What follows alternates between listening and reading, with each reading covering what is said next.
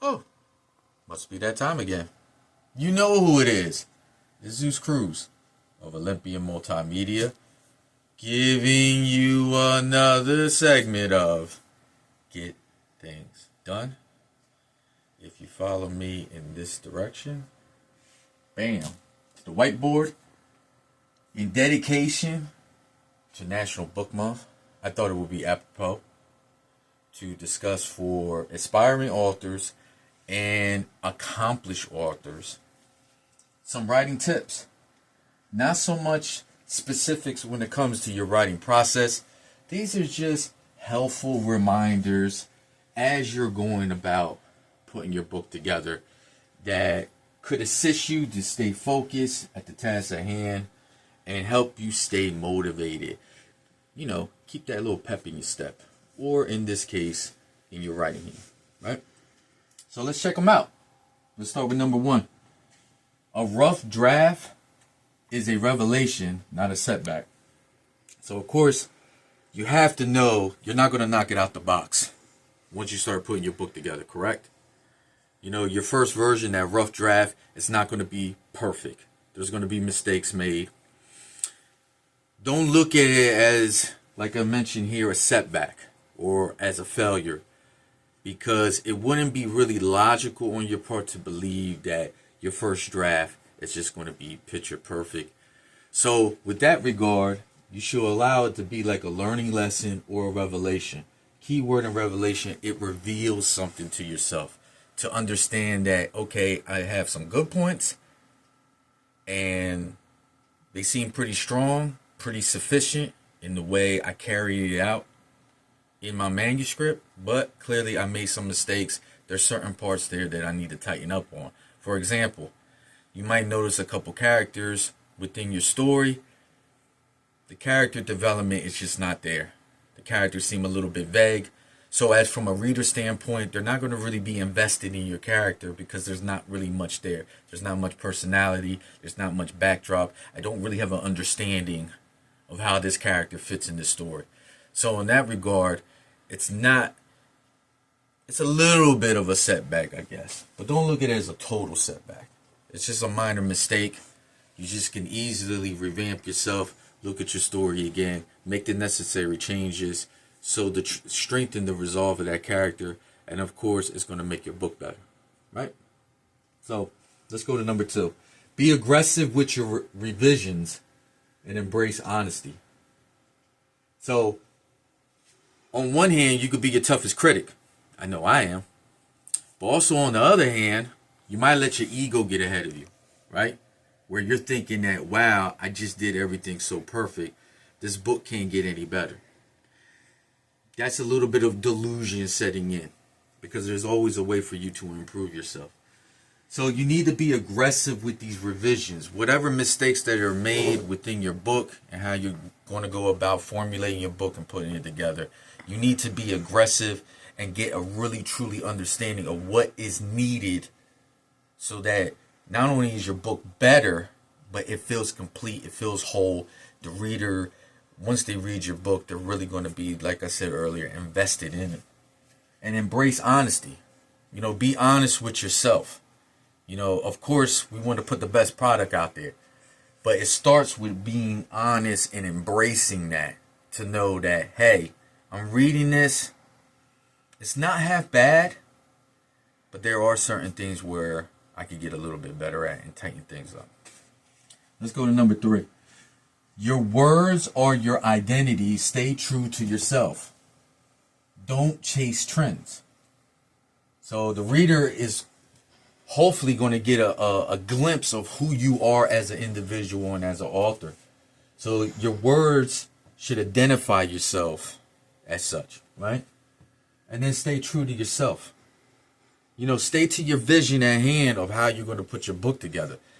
You know, you might have some people that's going to coerce you to go down this different path, or you might see this person have some success because they're doing this style of writing or they're putting this type of book out.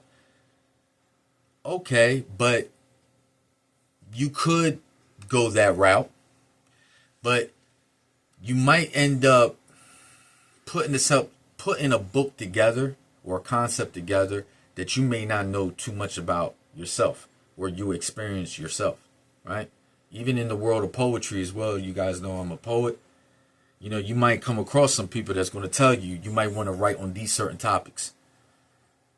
Okay, I might be able to get an audience out of it, but then at the same time, I don't know too much about it. So how effective is my words going to be? How great is my poem or my poetry is going to be if I haven't experienced it or I don't have too much knowledge of it, right? So the same thing, you're putting your book together, you're putting your story together. If there's certain elements you're not familiar with, it's going to show in your book, and your book is going to suffer because your readers are going to sense it. So don't chase the trends. Just because it's successful for someone else, the way they're doing things, doesn't mean it's going to work for you. So find your own niche, but stay true to yourself, the vision at hand of how you want to put your story together, put your book together. Number 4, brilliance comes from imperfection. What does that mean? Well, it kind of coincides with this theme that we got going on here about you're going to make mistakes. It's inevitable. So just embrace them. It doesn't make you any less of a talent or any less of a writer because, oh, woe is me, I'm making some mistakes here. We all make mistakes. But that's where the brilliance comes into play, right? Because now you gain so much more perspective. You're creating range within yourself, right? And then these lessons that you're learning as you're going about your writing process is only going to strengthen your resolve as a writer to know that, okay, now I know not to make that mistake again. You make a note of that, you continue on. And you're just making yourself better and better and better as a writer.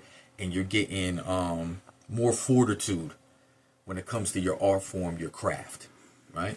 So remember, brilliance comes from imperfection, man. You're only going to get better if you allow your mind to be open enough to learn, right? Next, shock value does not add substance. So this is a big thing today, right? In a lot of mediums, shock value. Just put stuff in there just to make it whoa, so it makes it controversial, right? That's a big thing. Controversy sells, right?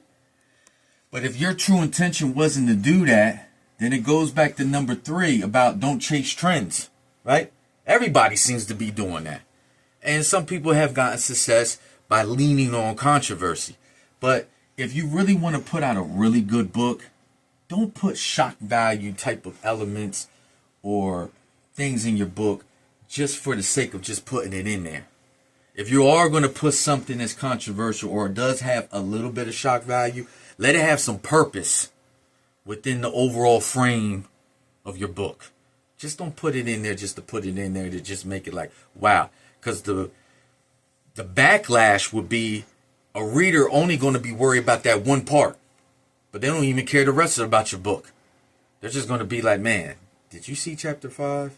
What they got going on over there? And maybe to you, that might be enough. But I know for me, I want people to appreciate my entire book and not just this one section.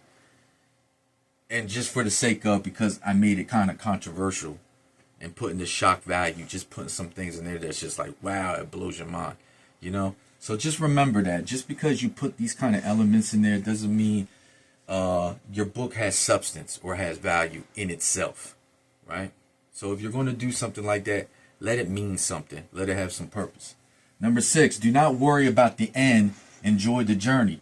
This is your craft. This is your passion. Don't be concerned about the end. Man, I can't wait to get this book done. Then what's the sense of even going through the whole process of putting your book together? You know, you're an artist. You're a creator. You should enjoy the journey. You know what I mean? Because it's such a great experience of, like, I know for me personally, as I'm writing my book and how it's just coming alive to me, so to speak, as I'm writing. You know, I'm just like, man, I'm really crafting something really good here. So enjoy your moments. Yes, there's going to be some times where it's a little tedious, you're a little frustrated, yada, yada, yada. But at the end of the day, it can't beat the journey, the process of you just going through it, man. And just building something, crafting something that's really special. Especially if it's something that comes from the heart. It's a beautiful thing. So, guys, Don't worry about the end. Please, please, please enjoy the journey. Enjoy the process. Number 7, submit to discipline to writing consistently. What does that mean? That means write. Keep writing. Don't stop writing. Anybody who knows Zeus Cruz knows I keep a notebook handy all the time with a fresh pen. You know what I mean? I keep a few pens on me so I don't run out. Because thoughts come at any given moment. Inspiration comes at any given moment. No matter what you're doing in life. And I don't want to miss it. But I also want to hone in on my craft. I want to get better at my skill. I want to sharpen my skills. The only way you're going to do that if you keep writing. Right? Even if you don't really have a whole concept in play. Right? You don't really have your whole poem thought out. Right? Or the whole development of how you want your story to go. That's fine. Just write. You never know. You go back, you reflect, you look back at the little notes that you wrote for yourself, and you're like, man, I think I have a gold mine right here. And now you can expand upon that. But just keep writing. Once you stop writing, it makes it that much more harder to get you back in that flow. Right? So just write. Even if it's just something that you think is just wacky, insignificant, it doesn't matter. It allows you to stay in your mode. So when you are ready to go all in, you can go all in. There's nothing holding you back. Right? And then last but not least, we go to our last one here, number 8. Welcome constructive criticism. Right? This goes back to what we were talking about earlier about ego. Right? Nobody wants to be told, yo, this is not very good. Right? You know, we want people to immediately be into like whatever we're writing. Oh my God, this might possibly be the greatest thing I've ever heard. You know, but you're not always going to get that reaction. But again, don't look at yourself as a setback or a failure. Just embrace it. Welcome it. You're only going to get better if you get the feedback. If you just have a bunch of yes people around you and bobbleheads that's just telling you, yo, you're great at everything you do, then you're never moving the needle on the meter. You're never getting better. You're getting stagnant because you created this baseline or a limit to yourself, and you could be so much higher. You could be so much more greater. So if somebody's telling you in a very constructive manner, hey, there's some good points here that I like, but there's some things I don't like.